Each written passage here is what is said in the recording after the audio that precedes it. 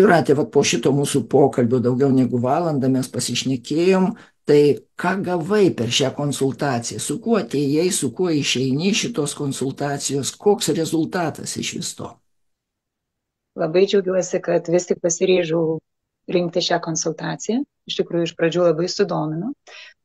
Prieš einant konsultuotis, vykstant pokalbiui, buvo labai daug neaiškumų. Tiesiog nežinojau, ko imtis, jaučiau, kad kažko trūksta, kažko reikia. Ir būtent po konsultacijos aiškumas atsirado šioks toks. Galbūt tas kelrodis ženklas, ne tai kad ženklas, bet tiesiog pamačiau, kur toliau, kokia linkme reikia eiti ir ko man trūksta galbūt, ko trūko iki šios konsultacijos. Nes, kaip sakiau, tiesiog atsivėrė akis. O būsena tavo pasikeitė, sakykime, kaip keitėsi tavo būsena konsultacijos metu ir kokia ji dabar prieš ateinant ir išeinant, vat vidinė tokia būsena, ką jauti?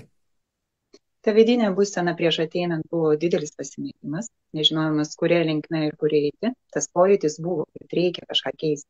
Nebegaliu daugiau taip. Ir tiesiog konsultacijos metu, kalbant su jumis, jau atsirado šioks toks aiškumas, galbūt tų minčių, buvusių minčių, bet nedrįstų išreikšti, išreiškimas, sakykime, jūsų žodžių. Išaiškėjimas toks kaip nušvitimas, koks tiesiog atsiverimas tų minčių, kaip ir pačiai kalbant.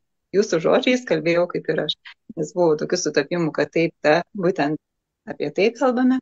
Ir kaip sakiau, dabar jau žymiai aiškiau.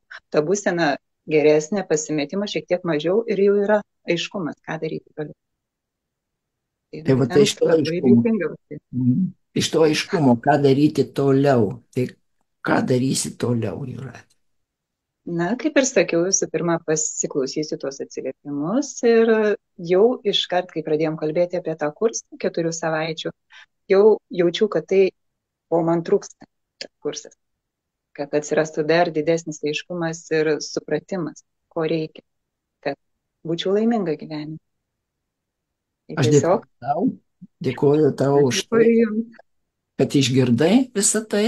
Aš linkiu tau tikrai nuoširdaus pasirinkimo, tegu būna nesvarbu, koks jis bus, kad tai būtų nuoširdu ir kad tas pasirinkimas atneštų tau gėrio daug, daugiau laimės, daugiau vidinio džiaugsmo.